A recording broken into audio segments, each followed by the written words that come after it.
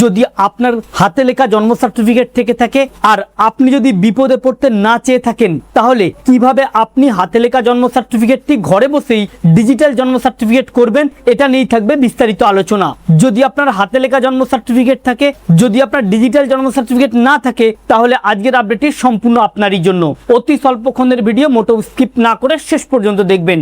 আলোচনা শুরু করার পূর্বে আপনাদের কাছে একটা রিকোয়েস্ট, ভিডিওটিকে অবশ্যই একটি লাইক করে জনস্বার্থে প্রচুর শেয়ার করবেন, কারণ আপনার একটা শেয়ার দ্বারা অন্যজনের জানতে অনেকটাই সুবিধা হবে। চলুন দেখে না যাক বিস্তারিত। তো ফ্রেন্ডস, বর্তমান সময়ে জন্ম সার্টিফিকেট অত্যন্ত একটি গুরুত্বপূর্ণ নথি হয়ে দাঁড়িয়েছে, যে জন্ম সার্টিফিকেট দ্বারাই প্রমাণিত হতে পারে আপনি ভারতীয় নাগরিক। যাদের জন্ম 1989 সালের পর থেকে তাদের প্রত্যেকেরই জন্ম সার্টিফিকেট বাধ্যতামূলক। তবে অধিকাংশ মানুষ যাদের 1990 সালের পরে জন্ম, তাদের হাতে লেখা জন্ম সার্টিফিকেট রয়েছে, বা এমন অনেক পঞ্চায়েত যারা হাতে লেখা জন্ম সার্টিফিকেট দিয়েছিল।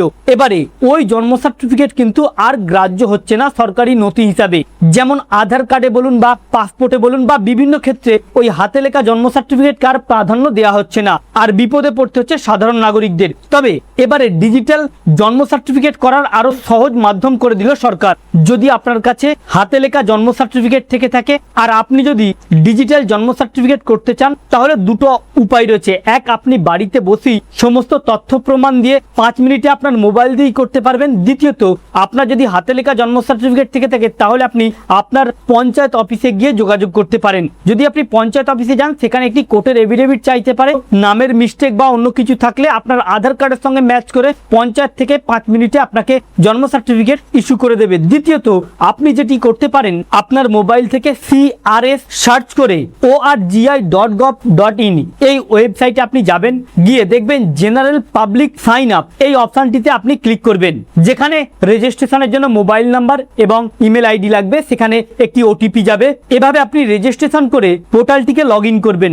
লগ ইন করার পর সেখানে দেখবেন অ্যাড ওল্ড বার্থ সার্টিফিকেট, অর্থাৎ এখানে আপনার হাতে লেখা জন্ম সার্টিফিকেট রয়েছে, এখানে আপনাকে ওই জন্ম সার্টিফিকেটটা আপলোড করতে হবে। সাথে আপনার বাবা মায়ের আধার কার্ডের প্রয়োজন পড়বে, সাথে আপনার নিজের আধার কার্ডের প্রয়োজন পড়বে এবং পুরনো জন্ম সার্টিফিকেটের প্রয়োজন পড়বে। যদি কোনো তথ্যগত ভুল ত্রুটি না থাকে, তাহলে আপনি যদি এখানে সাবমিট করে দেন, তাহলে কিন্তু 7 থেকে 10 দিনের মধ্যে আপনি আপনার জন্ম সার্টিফিকেটটা পেয়ে যাবেন ডিজিটাল। আর যদি আপনার কোনো রকম জন্ম সার্টিফিকেট না থাকে, অথচ আপনি ভারতীয় নাগরিক, তাহলে নতুন করে জন্ম সার্টিফিকেট করতে গেলে আপনার একটি ডাক্তারি সার্টিফিকেটের প্রয়োজন হবে, পাস করা ডাক্তার, সাথে কোর্টের এফিডেভিটের প্রয়োজন হবে, এবং আপনি ওইগুলো নিয়ে অনলাইনে আবেদন করলে সমস্ত ডকুমেন্টগুলো ভেরিফিকেশন করার পরেই আপনার নতুন বার্থ সার্টিফিকেট হয়ে যাবে।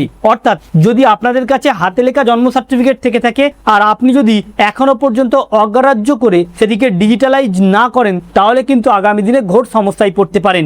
এমনকি ওই পুরানো বার্থ সার্টিফিকেট দিয়ে কোনো রকম সরকারি কাজ আগামী দিনে আর করতে পারবেন না। তাই কোনো রকম অবহেলা না করে অতি দ্রুত, যদি আপনাদের কাছে হাতে লেখা জন্ম সার্টিফিকেট থেকে থাকে, সেটিকে ডিজিটালাইজ করে নিন।